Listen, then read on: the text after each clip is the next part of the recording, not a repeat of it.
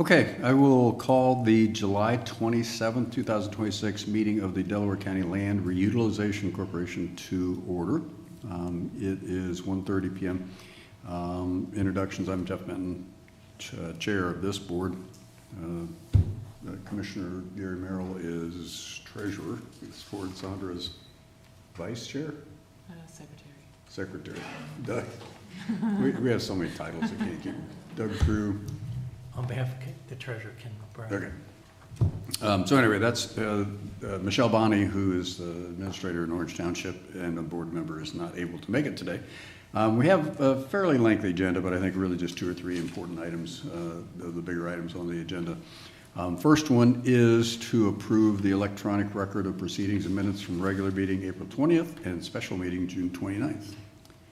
I don't know if there are any comments or questions, changes. Are we handling those together or individually? Yeah, we can handle them together. Okay. Any questions or comments? I'd entertain a motion to approve. Move to approve. Okay, second. Okay, any further discussion? All those in favor say aye. Aye. Approved. We have one invoice from our esteemed attorney. Mr. Scott Gordon has submitted an invoice for his services in the last quarter, I believe. And I know part of that was working on a public records request. So I know there was that was probably a lion's share of the work. But anyway, I don't know if there are any questions or comments about that. I would entertain a motion to approve that as well. So moved. Second? Second. Okay, Doug, thank you. Any further discussion? All those in favor say aye. Aye. Okay. That motion is approved. Treasurer's report, I'll turn it over to our treasurer.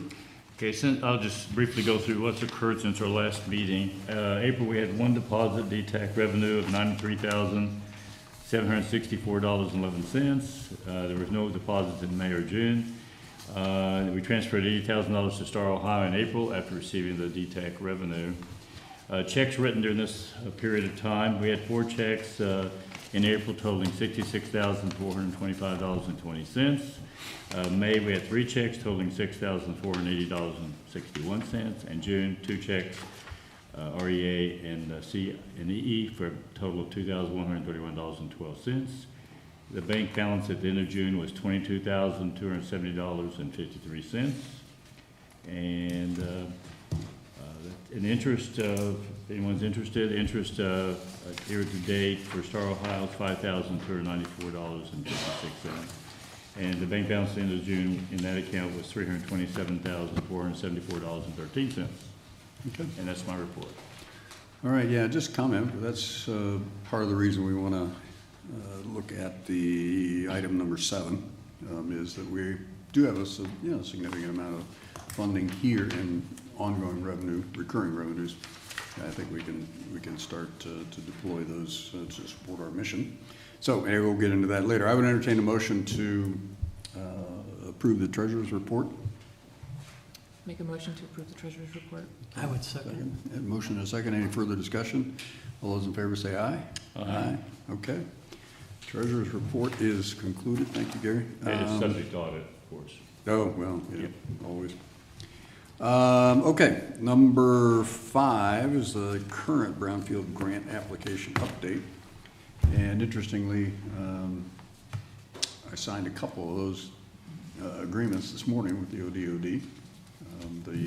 The Fairgrounds got a $25,000 grant approved for brownfield preparation work, and then the $754,000 for Ohio Wesleyan's remediation of Beagley Library, which was great news, huge help to that, a very important project for Wesleyan. And the city got approval for the Gateway project, and you were working directly with ODOD. Anything to report on that? Nothing that I know of, no. Yeah, I know that's a long-term project, and again, this is work that is being done at the BP site to move forward a project there, which would be really nice to see. So that's great that you got approval. What was that, 195,000, I think? I believe so. And then Ashley got approval for a $25,000 remediation project, but my understanding is they're not going to move forward with that work. Emily, is that accurate? Yeah, that's what we enough to cover the full scope of what they wanted to do, so they were gonna decline that one. So potentially there might be another announcement for Delaware that these additional funds Okay. are available. So if the city has more costs or any of the land banks projects, might be able to consider going after some additional funding. Okay. Just kind of waiting on ODOD, you know, it can take some time to. Yeah, and they just kind of pop in my inbox. One of my things was waiting on grant agreement, but you Yeah. already provided that update. Yeah. But they just came through this morning, so. Yeah. So that's good. Yep. Okay, so that's anything else on any of the previous projects? Yeah, I guess just a couple more quick updates. So the demolition grant from last year, we just submitted the last reimbursement request for that. There was a project in Powell that was just completed. And then there was some excess funds left over, so those were applied to the Bashford Hall project because their costs exceeded what they originally Right. had Do wanted we- to go for. Do we, have we formally applied to transfer those to Bashford? Yeah, we submitted a reimbursement Okay. request, kind of explaining that, and so we're just waiting on their approval. Okay, so ODOD will presumably respond sometime? Yeah, in the and near then, future. we'll, once everything's sorted, we'll proceed with like officially closing out that grant as well. Okay. And regarding closeouts, there's also the Wild Oak Market, the Dublin Road project. That one's still, we're negotiating with ODOD right now, trying to get some more information from the consultant on whether that can be closed out or not, because one of the deliverables was a no further action letter, but ODOD wants that before they will approve the final reimbursement, but they're just having I think some struggles with the impacts that are present and are requiring more monitoring than what they had originally planned at the start of the grant. And it's just kind of hard to estimate at this time, you know, how much more, you know, is it gonna be a year? Is it gonna be 10 years before Buster issues a no further action letter and their ODOD is just gonna hold on to that amount and How make much us are we report talking on it about? every quarter? How much are they holding back? It's not a large amount, Isn't it's it like $4,000 or $6,000. $5,000? Okay. So, but they want to hold on to it until they get the NFA, but we're trying to explain to them that it might take a while before an NFA is issued and they're out of funds. The Right. consultant's actually working pro bono right now for the owner. So, Okay. and then, yeah, I think we have the 3 demolition projects as well, the 2 US 23, the former county garage and the drug task force building and the Bennett Farm project. So those are, I think, just waiting to be kicked off, but Yeah. those are approved. Yeah, I was speaking to some of the Powell council folks the other day, and they were very excited about moving forward with the Bennett Farm. This is, again, kind of one of those key things to make that happen. It'll be a real key addition to Powell and the downtown area in particular. So they're very appreciative of that. Plus, the other demolition grants we've gotten in Powell. Yeah, and I understand there's kind of a historic component to it too. They're dismantling a barn, so that can be covered under the grant, and then they're gonna reconstruct it, which is not covered, but Right. at least getting part of that paid for, I think is nice. Yep. It's great. Yeah, Um, the others, Emily? You I- said the two properties that the county owns on 23 North, and then the Bennett Farm, and Yep. that's it for this round. We ended up being able to use the full amount because there were some additional items for the county buildings that came up. Okay, So increase in scope, and we're able to utilize the full amount of that. okay. Very good. Yep, I think that's all, unless anyone Okay. has questions. Yeah, any questions for Emily? Thank you, Emily. Thank you, Brent, Thank for you. all the work. Did you want to comment on? Just with that, I think we need to just think about the approach with the grant that's going to be denied for the Ashley Gateway project. Is do we be proactive? That's the one where they're thinking of, it's been indicated to us that they're going to turn down the grant. Yeah. We should probably be proactive and just at least say, hey, what is ODOD's process? Because what hopefully they would do is keep the money allocated to the county, and then they'd go back to the application lists and look and either add additional funding to an existing project that wasn't fully funded, or maybe the Village Green Powell project would come back to life where we had put in a grant Is there application for that. some remediation work that could be done there? No, I think we put an application for, what was it, phase one. There was one Oh. application that we didn't get. Okay. So, but we have to handle it the right way, which is saying, hey, is this still allocated to Delaware County if this gets turned down? And we're happy to do that, but I didn't necessarily want to step out of line. Yeah. But we could always reach out to Chrissy Wallers. What else do we have that didn't get approved? I think it was just that Just that one, one, okay. City of Powell, yeah. And then they've had, recent news of looking at different development plans, and I think there's a lot of thoughts. But one thing I advise the City of Powell of is that whole site, the whole village green in the current city hall is on a brownfield. Oh, really? Yeah. Oh, ooh. Well, I mean, it used to be, I forget what it was. It was like a lumber yard, and Yeah, I think something it was. associated with the rail yards, and probably when they developed it initially, there wasn't standard due diligence that needed to be done. But, I advised them for that application, you may want to just take a look. And I think they were a little bit hesitant about it, but we can at least approach them again since we're talking about these other demo projects, and then approach ODOD just to say, hey, what is the process? We're happy to do that and copy the land bank on that correspondence if you'd like, Yeah. especially Well, since. What do we think? I mean, that makes a lot of sense. I know they're in the midst of planning Yeah. their future use of that property. And it's more of just if it's, like, the whole idea is if there's $25,000 that was Yeah. allocated to the county, what they're gonna be doing is taking any extra funding and throwing it into the fiscal year 27 applications. So we just wanna make sure we have it available, and it's up to the land bank to go after, or there might be another applicant out there we don't know about, or if a Yeah. project was funded less than it asked for, would be another option. Yeah, I'm okay with that. Everybody else? I'd Okay. probably do board action, make a resolution to authorize you to apply to transfer that money. Well, no, I don't think we need, no, I No, no, just wanted to talk about it. I don't think there needs to be a resolution. It's more of just an understanding that, hey, we're gonna just chase this with ODOD, Okay. and make sure the county has a, fair say in it of what Yeah. happens to the money that was allocated to them.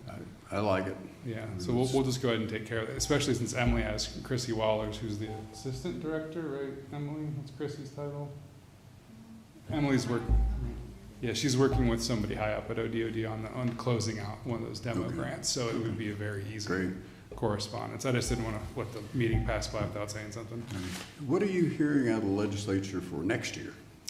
I have not been digging into it yet because I think my perception of the state right now is everybody's looking forward to the election and seeing what happens. Because obviously if there's a major change, like the governor level, there could be a massive change on how any of these departments are managed or whether or not they exist. Nobody knows. So I think there's a lot of uncertainty at the state level right now. Okay. And a lot of people are just, dialing it in, doing their jobs well, hoping to, avoid the hatchet if there's a major administrative change at the state level. Isn't there a commitment already in the legislature for this next Yes. fiscal year, though? So the fiscal year 27 for the Brownfield program. And that had, I can't remember the exact number, it was like 180 million, or maybe 200 million that's already set aside. But what they've been trying to do over the past year is get old grants, like fiscal year 22 grants, to close out. And then if there's any grants that haven't taken off and people haven't done any work, they're trying to get those people to relinquish those funds. So they're trying to increase that number as big as possible, so that, because they know that, this is a merit-based application. So anybody that applies, it's got to go through scoring and it's going to be competitive. So they're trying to make that pot of money as big as possible, knowing that there's a lot of big ticket projects across the state that really want a lot of money. I think they even limited the remediation grant down to like maybe only 2 million when it was 5 or 10 in past years. Per site, per project? Per site, Okay. per project, because they're anticipating such a large amount of applications. So I think they're trying to get all that accounting square, and that's also, I think they're trying to get all the 26 the agreements out and signed first. So I know with them, it's always just a step-by-step process. So that's another thing to consider with fiscal year 27. If there's any additional projects that come up in the meantime, we would know there'd be a competitive application cycle come up at some point later this year. Are you hearing anything about any projects in Delaware County? Anybody on the board hearing anything? I'm not.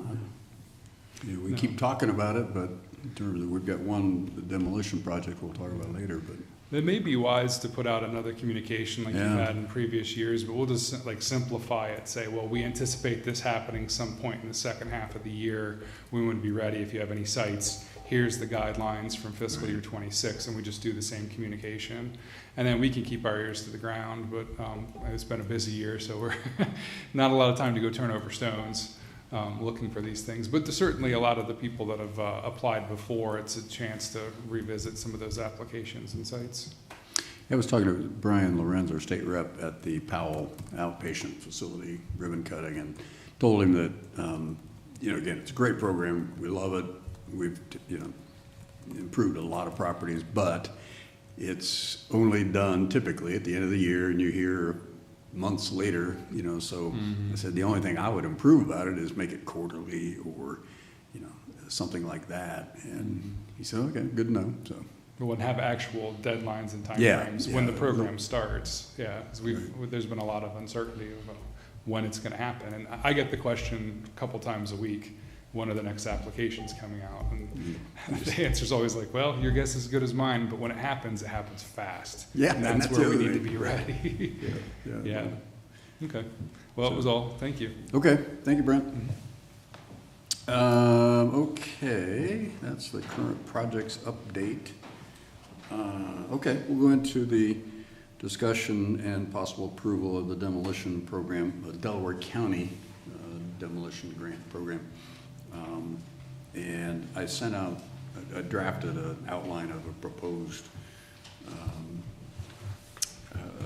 program that would pretty much mirror what the state does, because there's a little bit of background. The county, well, as you heard from the treasurer's report, the land bank has about 327,000 in the Star Ohio account and 80,000 plus or minus every year in DTAC revenue that comes into the land bank.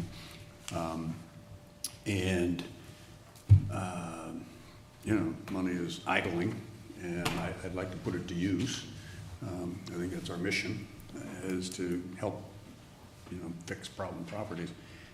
I'm not interested, it would be difficult to get into brownfield grants because they're so complicated, and many of them are very, very expensive.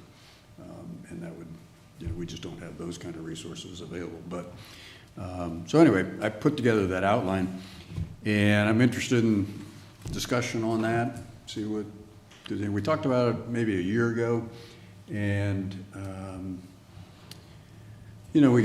we basically got all the demolition grants authorized that we had in time to submit for the April deadline, and it looks like they'll all be funded. So, but there's more in the pipeline, probably, but again, we can't count on it from the state. But so anyway, put that outline together.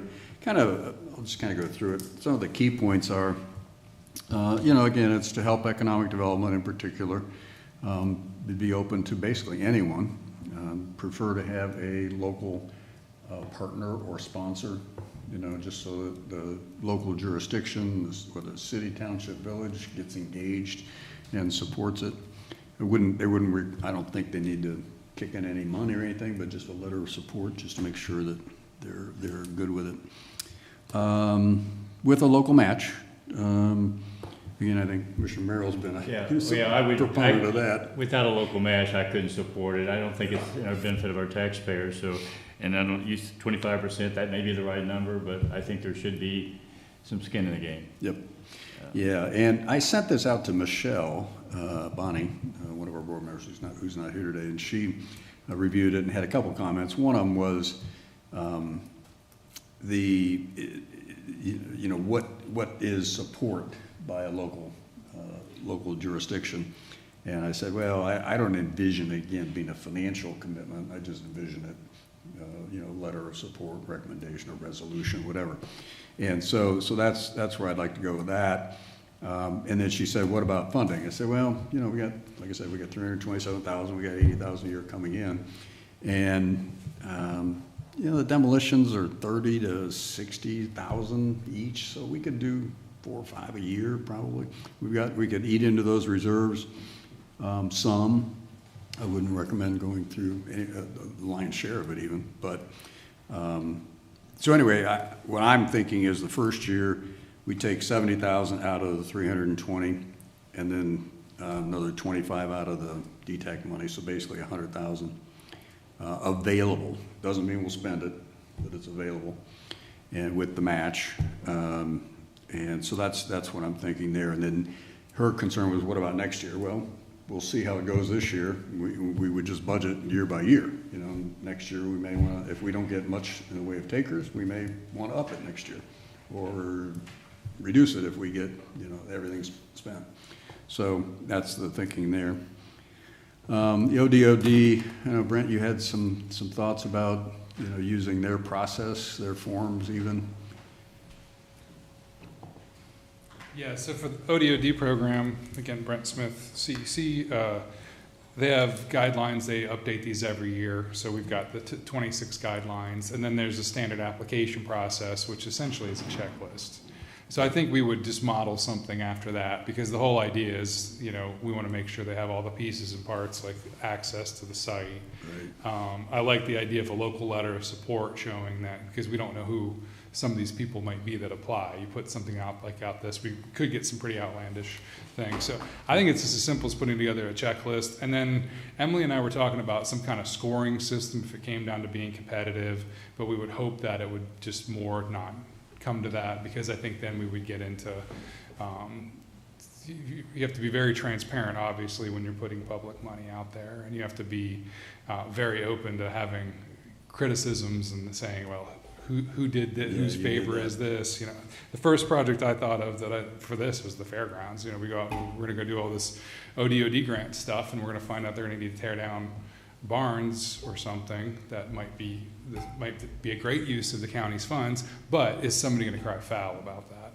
So as long as it's a clear and transparent process, which ODOD currently has now, and then we would consider, what if we get into a competitive nature, how would we decide one over the other? And then we might have to ask, it might be wise to ask ODOD at some point to say, hey, can we have a copy of your scoring rubric so that we can adopt something similar? Would they give it to us? I think they have to. I was going to say, I think that would be a public records request. Yeah, I think they would have to, yeah. Yeah, and the demo program, they don't have a scoring rubric for, but they have the brownfield one, so we would have to follow something similar. But that would just put it in, one, you have all the pieces that we asked for, all the information you asked for, and then you could put some kind of scoring to economic upside. Like, what is this is this important to the community, or is it just demoing something where, you know, somebody's tired of looking at an old building and there's no plan? So I think it would be pretty simple to come up with a very rudimentary scoring system if we needed to. It's a lot like what happens when we have a big public RFP for asking like people like us for proposals. There's got to be a simple 5 to 10 point scoring, and you're just very transparent up front, saying here's what you're going to be scored on, 1 through 5. Here's the point ranking. It doesn't need a lot of explanation, but it's clear and it's you know, public and fair. Yeah. I think it makes a lot of sense. Yeah, so that's something we can add to our to-do list, is put together some sort of checklists based on probably just based right off the application, because we would use a similar application format, and then we can come up with recommendations. So I guess the one question I have is, it looks like if you want to make this available in October, should we set any deadline? And this is something we don't have to handle in session. It could be just like when we need to have things to you, so we set defined deadlines for application review, because I assume the whole board would want to review something like that. I mean, I guess I'm envisioning a quarter-end application submission deadline, and then the board reviews it during the next month and issues its decision in the next month or the month after that. So would the goal be to have an application period open by like October? Or for this? Yeah, this, like when would I'm it start? thinking sooner than that. Okay. Yeah, I'd like to see it in August, and then we have, you know, open it up in August with a first round of submissions September 30th. Okay. Again, we're not reinventing the wheel here. No, I think we can do this pretty quickly. Yeah. Get the information out there, and then again, if we get one application or if we get 10, you know, okay, we can address that in October or November. You know, if we have, let's say, one application and some of us don't feel good about it, I still think we ought to have the ability to say no. Oh, absolutely, regardless of sure, the quantitative sure, if it process. doesn't Right. fit our criteria. And that's why we follow the ODOD requirements for their grants, because if we don't have they have easy requirements, like if somebody, for the Brownfield program, if somebody's at fault, you can't give them a grant. So we would have some kind of something similar for the demo Right. program. Yeah, or if they don't have all the information, you know, or whatever, we can always defer, if not deny. Mhm.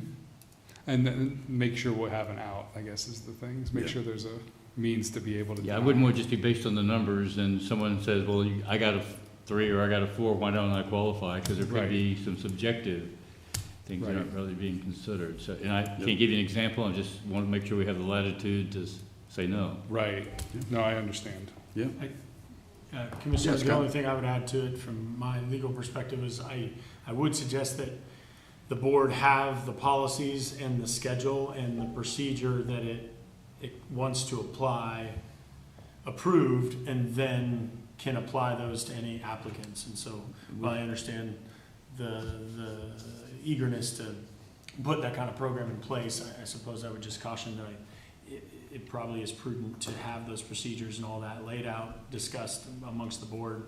So before you start accepting it, because you don't want to put CEC to give CEC that authority or responsibility to then come up with all this rubric and the processes. I think that needs to be the board, with timelines and what perhaps the procedure is going to be. And then right as the board approves that, then you could open it up. So if we need to have a meeting earlier, that's fine, but I do Yeah, think we might, yeah, that for it makes comfort sense. level and for, I think that's an excellent Yeah. point. we can get the checklist, get the procedures and policies more fine-tuned, and maybe have a meeting in August. And then Yeah, open and that's it what up. I was thinking, that's why I was asking the questions, and thank you, those are all great Mhm. points. I wanted to make sure we had a realistic time frame to manage your expectations of when you have all this information, knowing that the board needs to review it. and Because like to your approve it. point, if you kind of fly by the seat of your pants, you're gonna get an application, you're gonna ruffle somebody's feathers, somebody won't get it awarded, and they're gonna wanna Exactly. know why. And I think the board is gonna be in a much better position to say, hey, here's our new program. It can evolve over months and years, Sure. certainly. Sure, But I think you wanna be able to point to some kind of formality of it, then the board can do it a case-by-case basis and award or not award dollars. Yeah, so that we can come up with the guidelines for it and the basic write-up for it, and that's what we'll have to get done in the next couple of weeks. Yep, So, yep. So it might be not realistic to have like September 30th award, but maybe it's the end of October or something like that. yeah, we can Or- always do that. Yeah, because, yeah, it needs, I agree, it needs to be completely transparent and documented up front, so that there shouldn't be any questions when somebody is looking at the solicitation. Okay, Any other comments about the kind of the outline I've laid out here? no, I thought it was perfectly clear, it was just not having the stuff, we need the stuff, the checklist and the guidelines. Yeah, I mean, one of the main goals in my mind of this program is to have quicker, more frequent decisions, you know, and grants awarded rather than every year to 15 months, Yeah, you know, so. well, you could also consider not having a deadline, maybe have a rolling period saying we're gonna accept applications up until we award X number of dollars, and then we're gonna stop, and we'll be doing it again next year.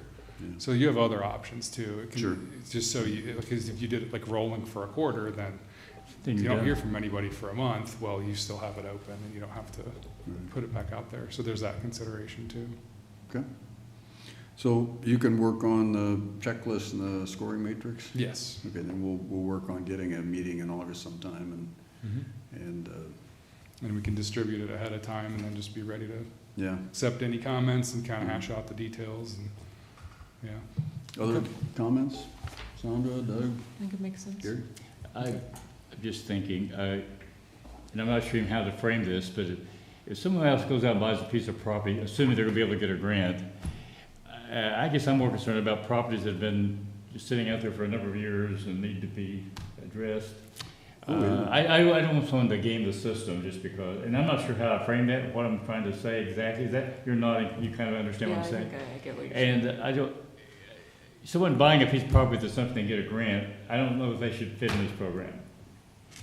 Does that make sense? That makes complete sense. But I'm not sure Yeah. exactly how you. Well, unfortunately for the demo program, there's a couple of requirements we'll build in, like it can't be a brownfield. You couldn't have somebody that, you know, comes in and buys a piece of property just to tear down the building and there's still legacy environmental issues. It's gonna have to be demonstrated that that's not the case. Then as far as anybody just coming, like, I guess if somebody's gonna demolish a uncontaminated property and they already have all the due diligence, at that point, if they're doing something good for the community, I don't know where there would be I'm a just making an problem. observation, maybe you can work Yeah. it in if it makes any sense, if it Yeah, doesn't. yeah. Yeah, Well, that would be the thing, is if it's a contaminated or otherwise impaired property, yeah, clearly we don't want that. or certainly, that will give some consideration, because this is what happened with the Clean Ohio program, which is the program that preceded the ODOD Brownfield program, is it wasn't built in to have those protections, so you essentially got property flippers. And there was a lot of people, there was a lot of controversy around that original program. And ODOD has done things to correct that with this program, with their programs. But essentially, you know, when all the dust settled, you saw that there were a number of individuals and property owners that did just that. They received a huge tax benefit, and then they benefited at the end of the day by selling the property back at significantly higher profit without spending hardly any money. So yes, we, very duly noted and very important. Yeah, Thank you. yeah, good. Okay. Okay. Any other comments, questions? Very good discussion. I appreciate it. Mhm. Brent, appreciate your comments, and Emily. No, not a problem.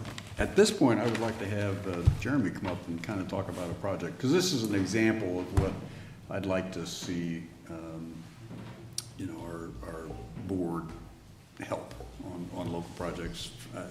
Again, Jeremy's with River West, but Barbara Jordan originally reached out to me, Yeah. and she's a partner of yours on this Yeah, project? so I work directly under Barbara. She's the Senior Vice President of Development and Construction, I did bring information back if anyone's interested. Basically, we have the mill on Flax, which we completed, going on a year and a half now. It's at the end of Flax along the river. We also own 9 parcels at the other end of Flax on Lake Street. There are approximately 7 buildings on that group of properties, and our plan is to develop multi-family buildings. With that restriction of land, density just doesn't make the project work well with some of the other costs of, you know, the 7 structure being demoed. We are dedicated to the east side. We have multiple single-family residents there. We have the CSX train station there, so we love that side of town and think that this could be a good project on that corner. With that, though, we're only going to be limited on so much for where our rates can be to lease these up. Also, staffing plays into that as well. You know, for a small operation, you can't have maintenance guys in this and that. So we're trying to be creative and thinking of how we can pair that with our mill on Flax on the other end of the property as far as leasing, maintenance, some of those things to make this really pencil out. So I guess we are in support of this project and think that, you know, these grants help beautify the county, and, you know, just thought that we could provide some information here to kind of support your thoughts there. Yeah, So that'd be so good. you Yeah. know, see these or? Yeah, sure. Do you have So multiple basically, copies? just kind of some of the basic information related to the existing properties, our contact information for any follow-up questions. There's a site development plan that our home drew up for us. Okay. And then, the picture on the front there, I don't know if it's interested. The picture on the front there is the mill on Flax, which is what we are mirroring, for this project. Would it be the same architectural It is. style? We're working with ARCall with this, and another cost saving that we're looking at is having the same kind of floor plans. So if you don't have to reinvent the wheel, you can save some money on the architectural up front. You have no interest in this project?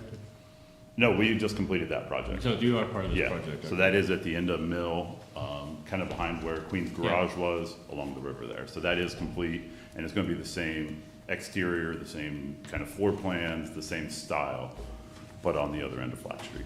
How many units you talking about, Jeremy? 64 units. 54 units? Yeah, and Both different bedroom setups? Primarily 1 and 2 bedrooms, yes. Okay. 2-story walk-up, but also with requirements of parking also limit the amount of density we can get in the project. Okay.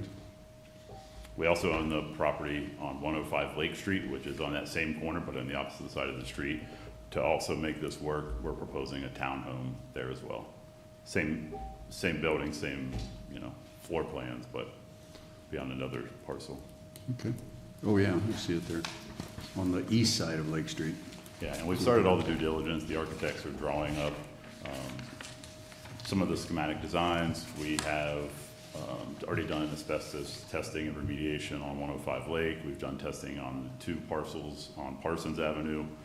So we are pushing forward to make sure that this all makes sense, but also to take care of all that due diligence up front. Okay. X-Flax? That's our temporary name. We You have, gotta be careful when you say that. X-Flax. Sorry, I don't want to put your marketing team. yeah, no marketing involved at this Yeah, point. That's that's just the fine. LLC that we have. Any initial questions? Of course, my contact information on there if something Yeah. does come up, but. So you've not approached the city yet? So we've been working with zoning, because we'll have to rezone this with the Okay. 9 parcels, do an alley vacation, because there is an alley that runs through there. We are getting all our proposals for, phase 1, all the environmental type stuff. And then we have just received back a note from like the traffic study. So we did an initial traffic study, and we do not require a traffic impact study now, so. Okay. I think I asked Barbara for some just rough estimates of or demolition. I think it was. Yeah, it's is on that in the here? page there. It is the combined cost of the 7 structures on the 9 parcels. It's roughly about $100,000 if you include demolition for the structures, remediation, and testing. Okay. I believe it's on the front page. Now, there's currently houses on these properties or something? There are 3 homes and 1 garage that's the size of a home. There's a 2-unit storage building, and then some multiple sheds and other structures. And you own all of them? Correct. Oh, you own them already? Yeah, we do. Okay. Oh, We actually looked at acquiring the west side of Parsons Avenue. I don't think that conversation's dead by any means, but at this time, that would just help our density. So we've approached that homeowner and just couldn't make that deal work yet. Okay, okay. But yeah, 9 parcels we have purchased in that area. Okay. Well, yeah, again, this is, the Mill on Flax was a very nice project for the east side of Delaware, and that took a lot of collaboration with a lot of folks to make that Yeah. happen. City, county, finance authority, I think you got some state grants, economic grants. I mean, so again, it's just good indication how we can get some really nice things done working together. And we've been approaching those same channels to make this work, and just Good. when you mentioned this, thought you definitely wanted to approach and see if this was a possibility. Yeah, it's great. Okay, well, we appreciate it. Any other comments, questions? And again, hopefully, we'll get this program going, maybe in August, and then, we can entertain applications soon thereafter, maybe September, October. We have a lot of work to do before we get that comparing on truck. Well, I'm sure you do, but the problem with the state program is we think it would be end of the year, we might hear in the, April, May, June timeframe, it's just uncertain, and the funding isn't certain, the decisions, timeframe is very uncertain. And I know you want to move faster than that, so. Yeah, but also to deliver a superior product. Yes. We don't want to cut costs on all the things that will make this stand out on the corner. Yeah, I mean, again, I think the Mill and Flax has been a real, very well done, nice product, great location. Again, revitalizing the east side, and we got several other things going on that really, are just really improving a kind of a neglected part of the town, so I think it's great to see. So appreciate your interest and investment in How are that. rentals going in the current project? Really good. It's an ebb and flow with the seasons, but we've been really happy with the lease up. Don't quote me on numbers because it changes weekly, and I'm not sitting in those occupancy meetings. I know last I checked, it was in the 85 to 90% occupancy. It's great. Yeah. Yeah, now if we can get a bridge built over to Mingo Park, Sandra, can you get that done? We'd love to have that. I think that'd be really neat, to have some sort of pedestrian walkway or something. We would too. Yeah, I know.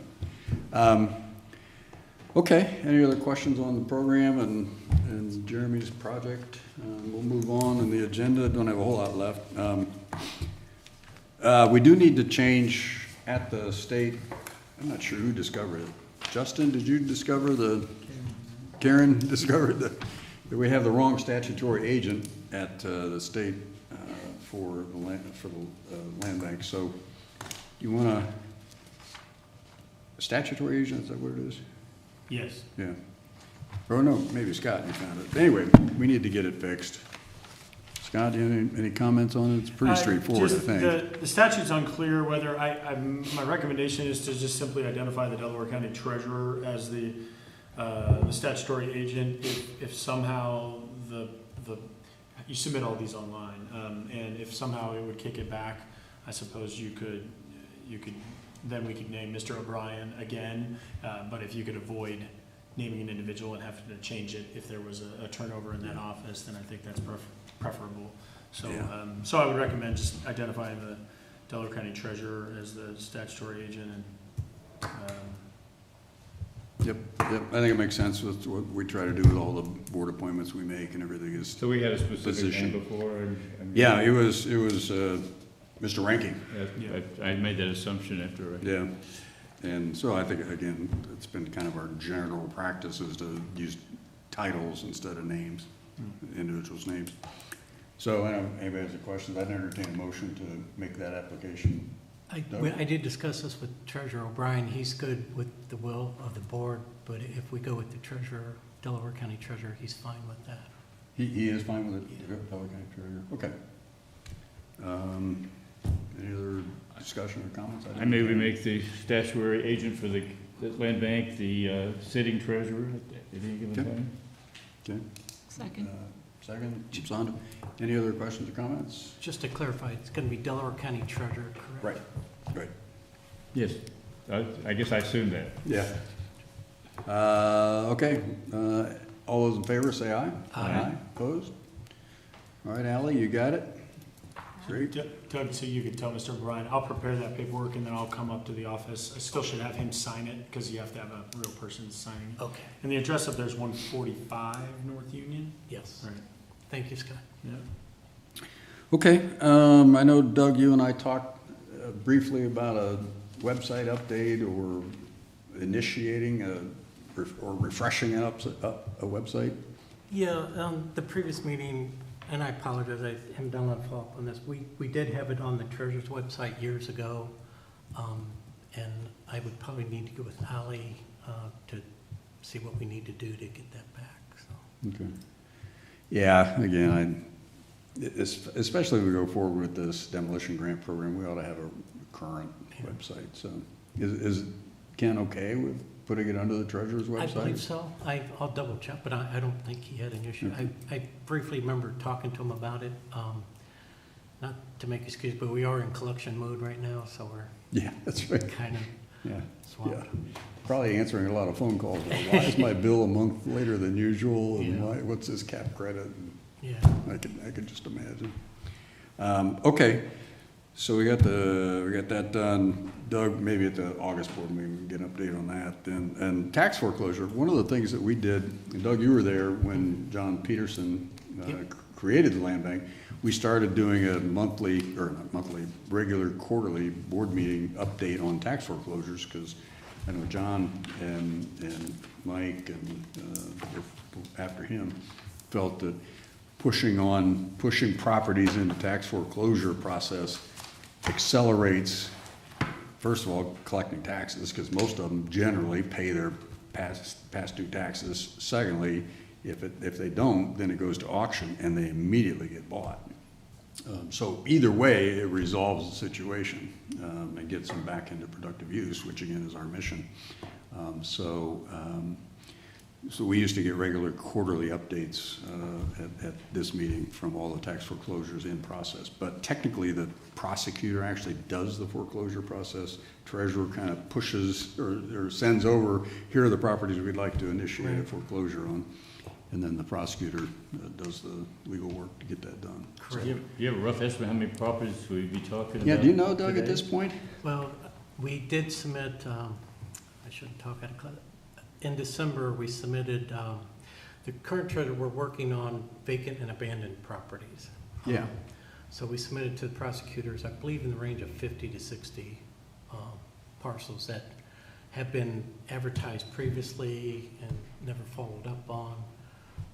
So we're working out through the legal requirements for that. I do know the prosecutor's office is working on the forms we need for that.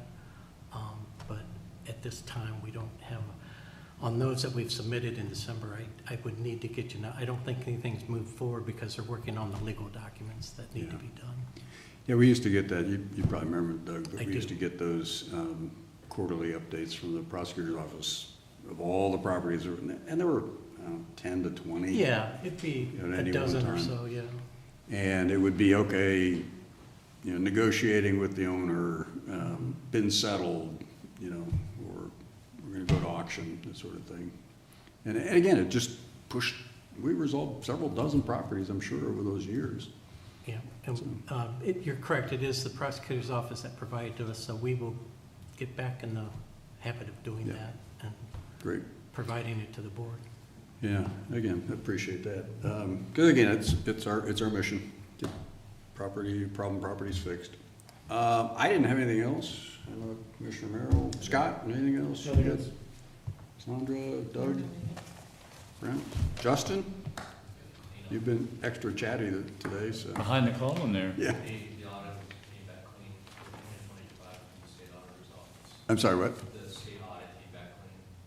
Yeah. Oh, okay. Oh, yeah, that's right. Yeah, the audit did come back clean. Thank you, Karen. Karen really drives that bus, does a really nice job. Keeps us out of trouble. Okay. With no further business.